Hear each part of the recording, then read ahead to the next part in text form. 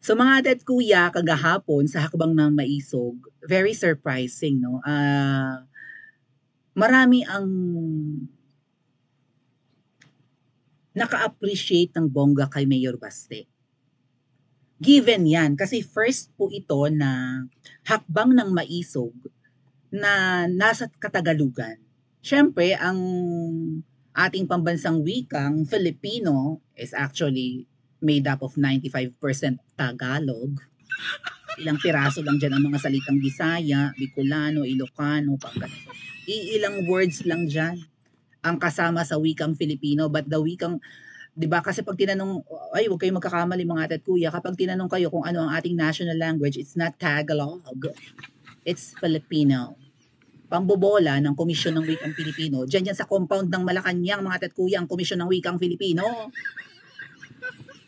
Para kunwari merong inclusivity at hindi nangingibabaw ang Tagalog supremacy, tawagin na lang nating wikang Filipino ang pambansang wika. Pero huwag ka, ang laman naman ng wikang Filipino ay puro Tagalog.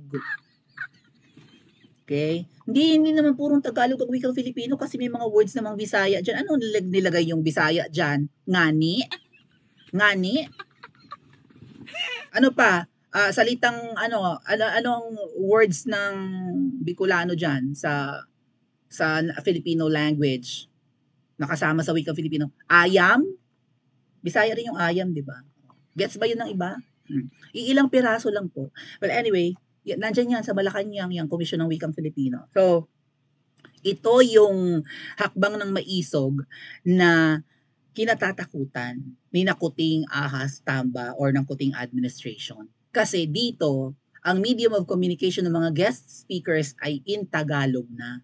Ito yung mga hindi siguro na-realize noon ng mga speakers ng hakbang ng maisog nung sila ay doon pa lang nagkakandak ng events sa Kamindanawan, even in Visayas. Siyempre, masaya po sina Mayor Baste, sina Tatay Digong, na kapag pumupunta ng Visayan region ay nagsesebuano sila. Ang most common na ginagamit po na dialect, at sino yung nag-correct sa akin nga pala na ang Bisaya daw ay hindi dialekto, kundi lengguwahe. Bakit? Acknowledge yan ng buong mundo na lengguwahe yan. Ang lengguwahe ay iisa dapat, or ang language ayun dapat ang kinikilalang language ng isang lahi. Ang Visayan dialect, regional lang yun eh. Pero alam nyo mga ate at kuya, 2 state ng Pilipinas ang gumagamit ng Visayan. Right? Pinaliwanag ko na yun sa inyo mga ate at kuya. Mindanao at saka yung Kalakhang Bisaya ang gumagamit ng Visayan dialect or yung kilalang Cebuano. Cebuano yan mga ate at kuya. Kasi pag sinabi mong Visayan dialect, isasali mo dyan din ang Ilonggo, ang Kinaraya, ang Boholano, ang Waray. Maraming Visayan dialect. Okay? Pero ang most common, yung Cebuano. So masaya sina Tatay Digong na nakakapagsalita sila ng Cebuano kapag pumupunta sila sa Kabisayaan kasi sa Kalakhang Bisaya, yung salitang Cebuano ang mas gamitin. Maliit naman na region lang ang Negros Occidental at Iloilo at Capiz na gumagamit ng Ilonggo. Meron pang Aklanon, mga ate at kuya, may Hiligay nun, may Kinaraya, may Antikenyo pa, at kung ano-ano pang dialekto. Pero dyan sa Kalakhang Bisaya, ang ginagamit po, yung naririnig nyo kina Mayor Baste, kina Tatay Digong, which is a Cebuano dialect. So, sa mga events na yun in Mindanao and Visayas, yan, masaya sina Mayor Baste eh. Kaya ba ako magsulti, kaya ang mauni ang ginagamit namo sa amo dito sa Davao. Even PRRD is proud to use the Ilonggo dialect kasi nga po, Tatay Digong daw sa nag-star man na wala sa Western Visayas, damo, mandira, tunto. Kag may mga party sa Davao, nagausar sang Ilonggo nga dialekto, mga ate at kuya. Ako konti lang naman ang alam ko, pero paano nakakapag-utay. So, ito talaga yung kinatatakutan. Itong first, I think this is the first, right? Kasi yung Bulacan, hinarang eh. Right? Yung sa Bustos, hinarang yun. Yun sana yung una. At ngayon nga po na nananagalog na ang mga speakers, mas marami nang nakakaintindi. Even yung mga OFW sa, kasi nga, nung kina-cover natin yan, nung hakbang ng maisog nang nagla-live tayo yung mga sa Cebu nila or sa Tagum nila, tanong kayo ng tanong sa akin, paki-translate Maui, ano ibig sabihin ng mga sinasabi, yada-yada. O ngayon, Tagalog na. Mas marami, actually mataas ang views ng hakbang ng maisog kagabi sa social media. O, tapos ang angas pa ng bigwas ni Baste. Tapos nagugulantang pa tayo, pati si Senator Bongo binanatan. Walang preno ang bibig. Now, without further ado, pakinggan po natin ang mayor ng Davao City sa kanyang maangas na talumpati. Talumpati ba yun? I think so. Speech is talumpati in Tagalog. Feeling ko kasi pag talumpati, memorize. Pero yan din mga atit kuya. Hindi katulad ni Kuting. Si Basti, walang memorize. Yaw-yaw kung yaw-yaw. Partida ha. May time constraint mga atit kuya. Limited to 3 minutes yung ibang speakers. 5 minutes, 15 minutes. Pero ano ha, hindi naman siguro nag-memorize si Mayor Baste. Yung qualities baga, yung characteristics ni PRRD, nakikita natin ngayon kay Baste. And ito, they didn't see it coming. Itong mga nasa Kamangyang, na si Baste pala ay magiging banta sa kanila. Akala nila si VP Sara ang threat sa kanila, si Baste pala. Try nilang isuspend, magwawala ang buong Pilipinas. Kaya nagtataka si Baste, pakinggan natin ha. Nagtataka siya, ba't hindi pa siya sinususpend eh? Takot din. Mabubuking na eh, no? So, sa tama nga si Mayor Baste, insecure talaga tong si Kuting at pinaulanan niya ng mura. Hindi malamon-lamon mga atat kuya. Kulang pa yan, pero talagang tuwan-tuwa, kulang pa yan, Mayor Baste. Manhid, kabalan, right? Epidermis of pachyderm yan si Kuting. Tsaka yung jowa niya, si Tamba. Matigas pa sa balat ng elepante, ng kalabaw, ng buhaya, ng nabagay ko na yung crocodile. O, mas matigas pa sa mga yan ang balat ng mga yan. Parang, ano na yan eh, adobe na yung mukha ng mga yan sa tigas eh. Okay, let's listen sa speech ni Mayor Baste kagabi.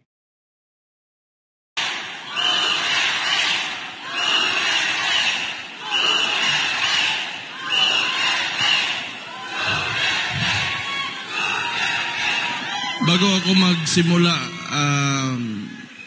gusto ko pasalamatan yung lahat na nandito at yung tumulong na mangyari itong rally natin, yung hakbang ng maisog. Pinatunayan nyo talaga na ang mga Kapampangan hindi takot at maisog.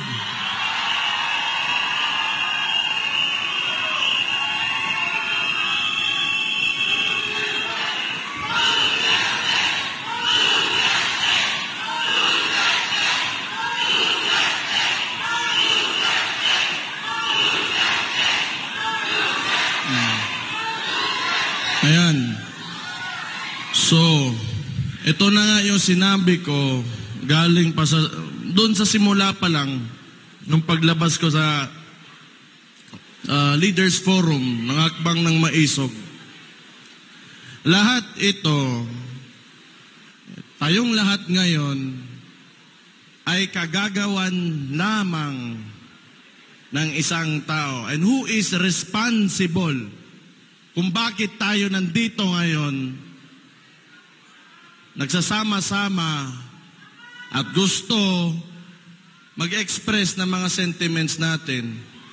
Sinabi ko yan, simula pa lang, wala sanang ganito kung maayos lang yung presidente natin.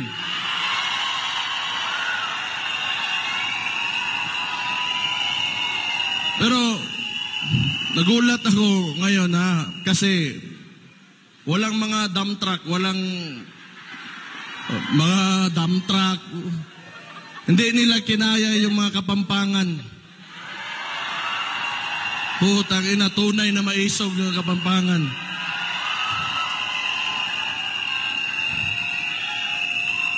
Pumunta kaming Dumaguete, bigla na may mga dump truck. Simple lang naman yung hinihingi namin. Hindi naman siguro lahat ng tao o may tao sa mundong ito na tama lahat ng ang ginagawa. Yung gusto lang natin is the right to express ourselves. At yun na lang yung hinihingi natin, ayaw pa. Baka ang sunod niyan, hindi na tayo pwedeng huminga. Ano bang problema talaga ng... It's a very confusing administration, actually, sa totoo lang. Hindi ko maintindihan yung mga kilos o mga ginagawa. Parang ako mayor ako ng Davao. Ako si Sebastian Duterte, yung mga hindi ako kilala ha. Ako yung mayor ng Davao. Ngayon,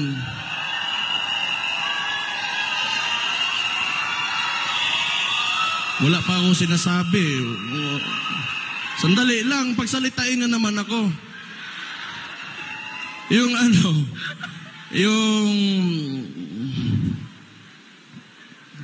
ganito ha. Ako, local executive ako. Siyempre, alam ko yung concerns ng mga barangay namin, yung mga communities. Ang problema, dahil siguro, kasi nagsasalita nga ako, not really against, but I'm just pointing out, tinuturo ko lang naman yung yung mga kailangan ayusin. Kung tingin nyo against ako, di wala akong pakialam. If you take it, negatively, wala akong pakialam. Pero hindi pwede na hindi tayo magsalita.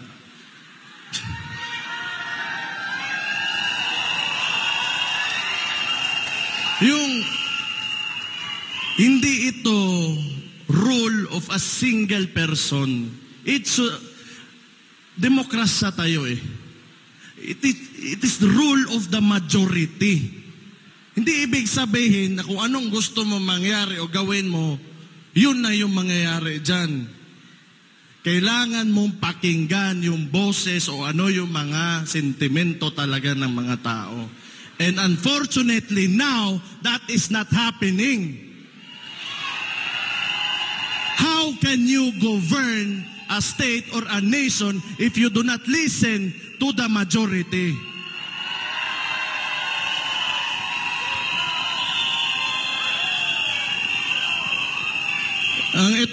Ang style nito, ewan ko lang, ha?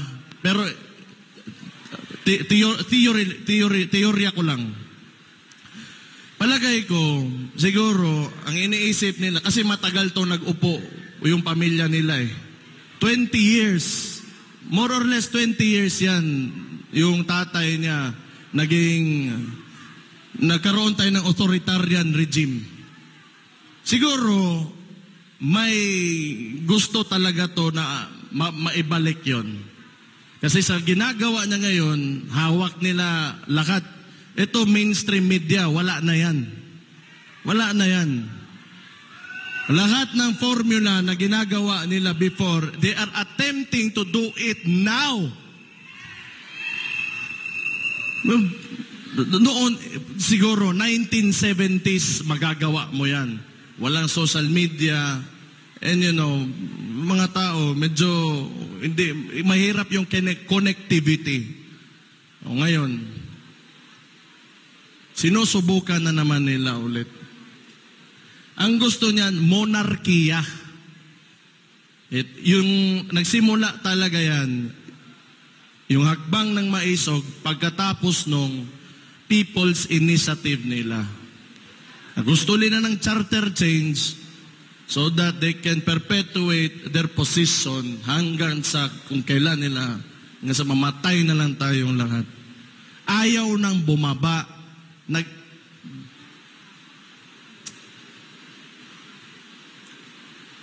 Hindi, kaya nga, naiisip ko, talaga bang walang hiya? Na sobrang walang hiya talaga? O tanga?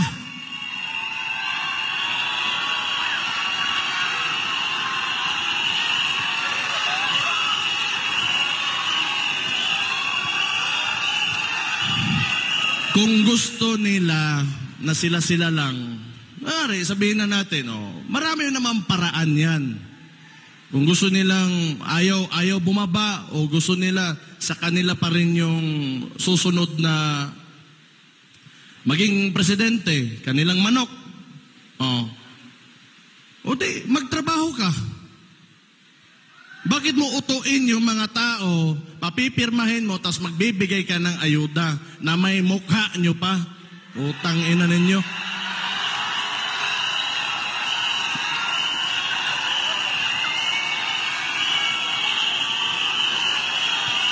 That is also one reason kung bakit, alam niyo, nandito talaga ako. Because I do not agree yung traditional politics talaga. I'm sorry kung maraming matatamaan. Ako, mayor man din ako. Andyan din yung picture ko. But it's time for us to move on. Hindi ibig sabihin, may bigas dyan, nandyan yung mukha mo, sa kanya yan. Pera ng tao yan. Utang ina.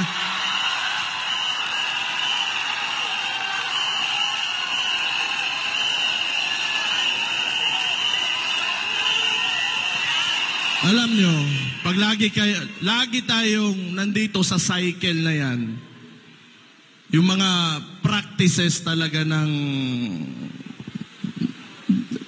Philippine politics, pa-picture-picture, kada may magbigay ng pera sa mga kailangan, may picture talaga nakaabot, ipopost, kunwari sa kanya yung pera na yon, hindi naman talaga. Huwag na kayong maniwala sa ganon. Kailangan, we have to go beyond that.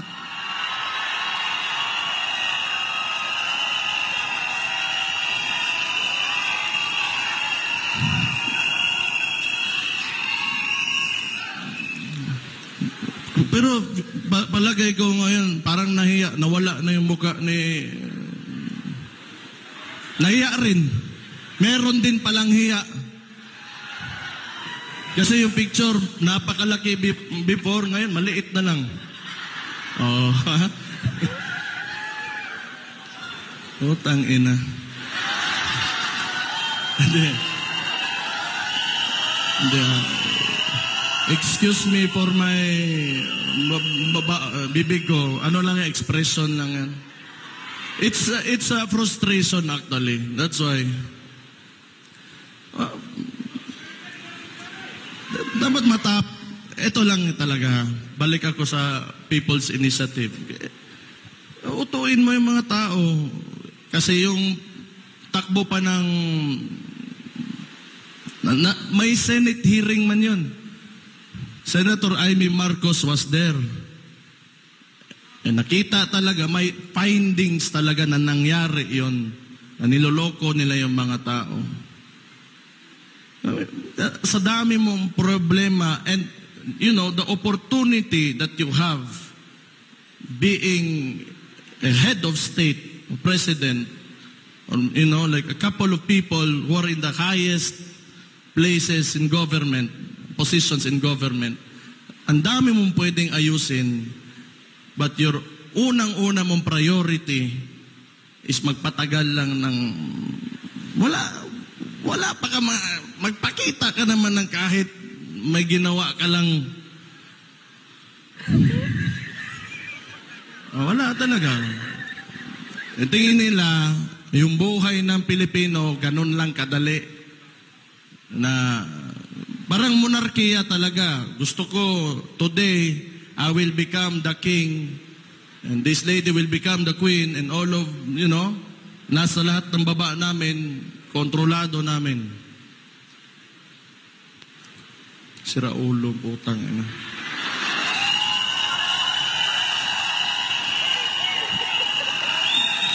Tingin nyo ba normal yan? Kaya nga, either makapal talaga yung mukha mo na ayaw mo dumaan ng election, or tanga ka. Hindi ako nagsabi nun.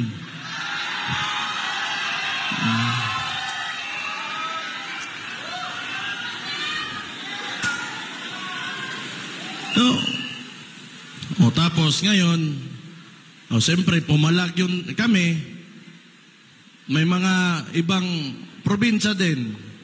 Yung si Governor Hubahib ng Davao del Norte. So, nagparali sa doon. Anong ginawa ng mga gago? Sinuspende. Actually, I'm really surprised kung bakit hindi pa ako suspended ngayon.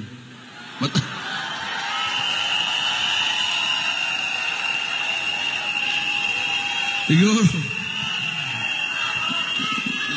hindi nila alam siguro tama ba, mali ba, tama ba. Pero,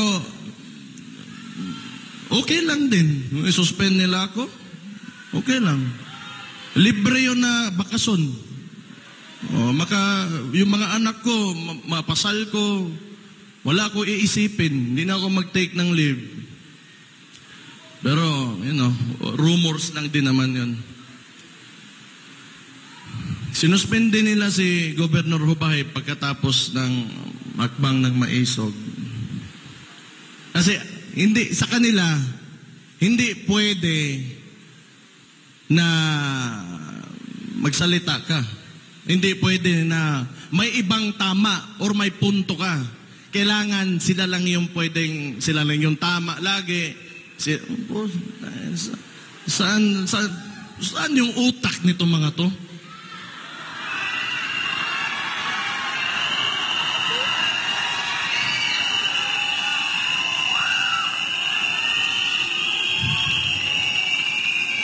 Pumunta kami ng Bulacan. Ang hakbang ng Maisog, nag-attempt sa Bulacan, hindi natuloy. Ang dami nilang exhibition, gamit pa yung mga tao sa gobyerno. Sa Dumaguete, it was the same thing. Pumunta kami ng hakbang ng Maisog, andon, kasama si former President Rodrigo Roa Duterte. Nilagyan nila ng mga truck yung park kung saan dapat yung demonstration. So, bakit ganun ba kasupot talaga yung mga galawan ng itong mga to? Di na lang pwedeng hayaan na lang. Maglaro lang kayo ng patas. Sumatotal, wala man talagang masasaiyo ang lahat nitong mundong ito. Walang ganun. Walang ganun. Kahit kung sabihin mo, napakagaling mo, may isa talaga, 2 tao dyan na will disagree with you. And hindi pumapasok sa utak nila. Kaya nga, hindi ko sobrang extreme yung thought process ng mga tao na ito. Pagkatapos Dumaguete, so kailangan naming lumabas, lumipat, yung mga tao naglakad papunta sa ibang park kung saan tinuloy yung demonstration. So pahihirapan katalaga nito nila. Pagkatapos naman, yung malala sa Tacloban, yung ginawa nila, naglagay pa rin ng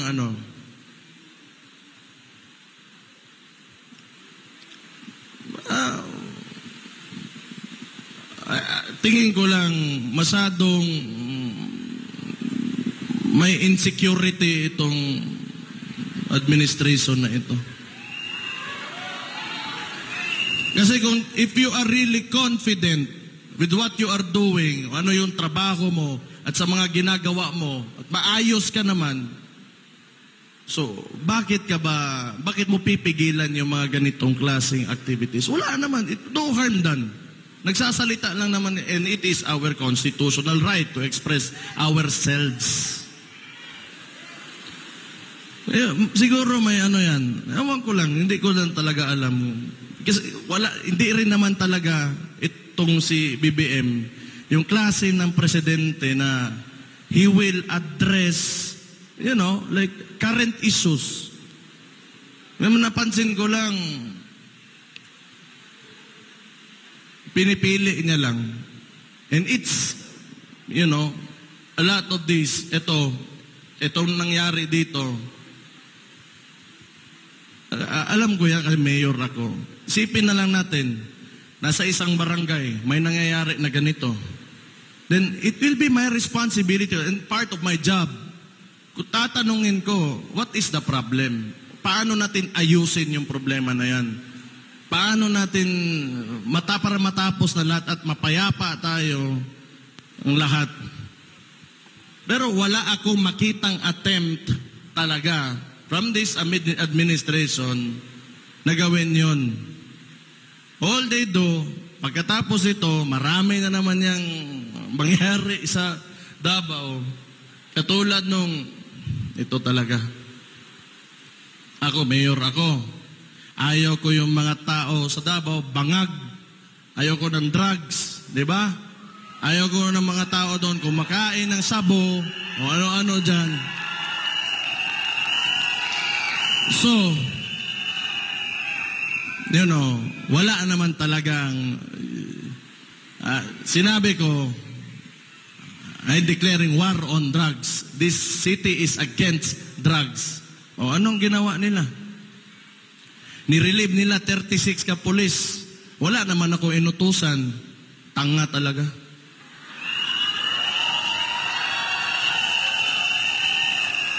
Kung yun. Kaya nga, it's really confusing. Hindi naman masama yung intention ko na siguro masama kung involved ka in illegal drugs. But, for the people na ayaw nila na kumain ng sabo yung anak nila, yung kapatid nila, ayaw nila mag-shrink yung utak.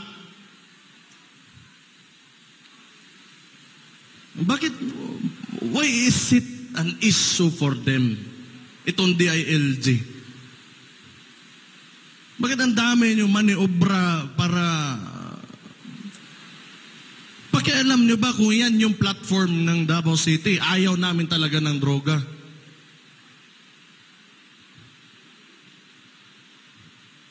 What? So, does it mean that you are supporting illegal drugs?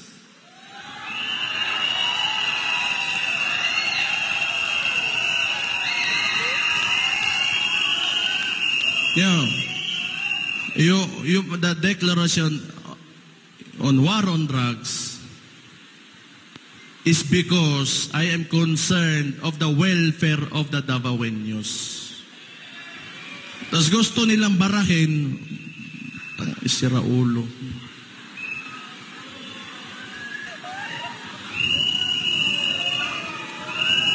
Ang daming, tapos read, eto pa, ang nangyari doon, yung ginawa nila sa property ni Pastor Kibuloy,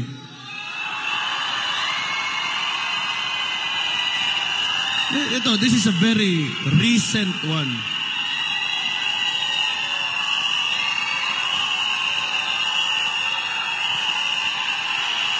Makinig kayo.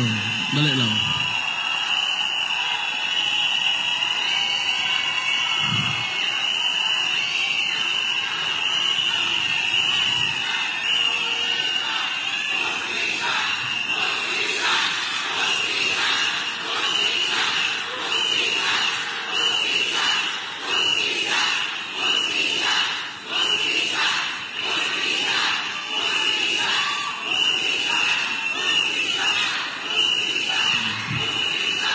Tama talaga.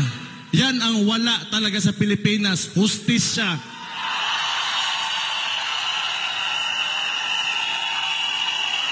Mr. President, pakinggan mo yung mga tao mo.